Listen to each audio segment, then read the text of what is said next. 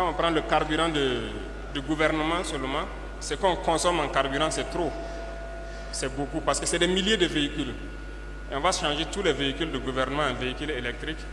Et je pense qu'on fera de l'économie donc dans le carburant qui doit permettre de faire autre chose. Pour les PDI, en tout cas, la région a connu de la turbulence, surtout en 2023.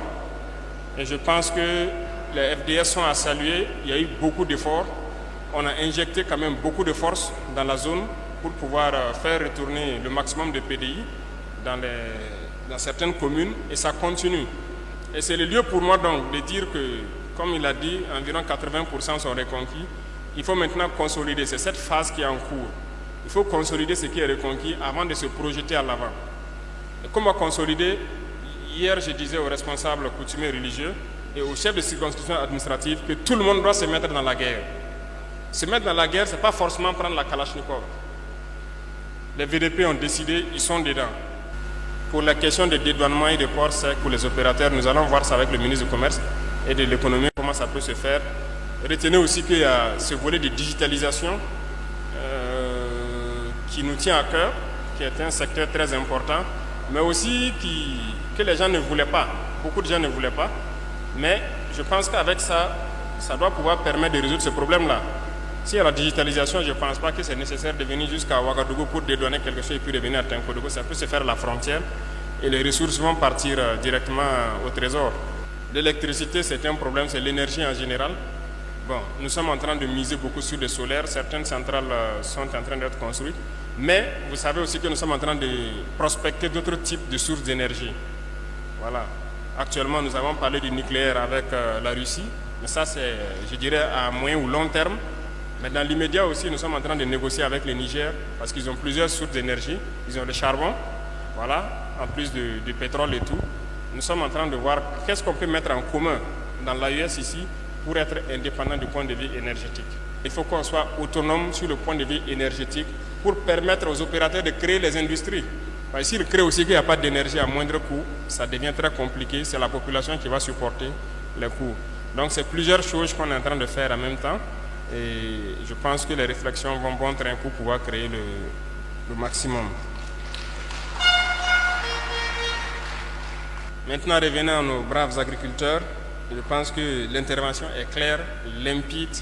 Et ici, parlant des semences, il faut saluer donc nos chercheurs qui font du travail exceptionnel mais qui n'étaient pas reconnus.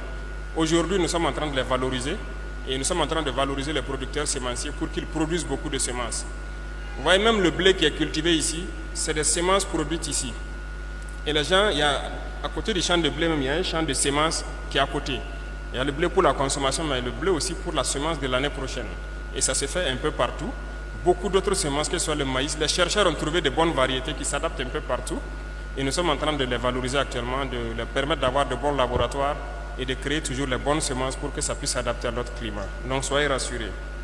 Revenons au problème d'engrais et d'intrants de matériel agricole.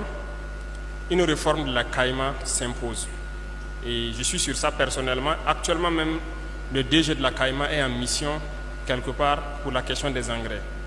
Et ça va nous entraîner dans une grosse réforme dans le monde donc, de l'agriculture.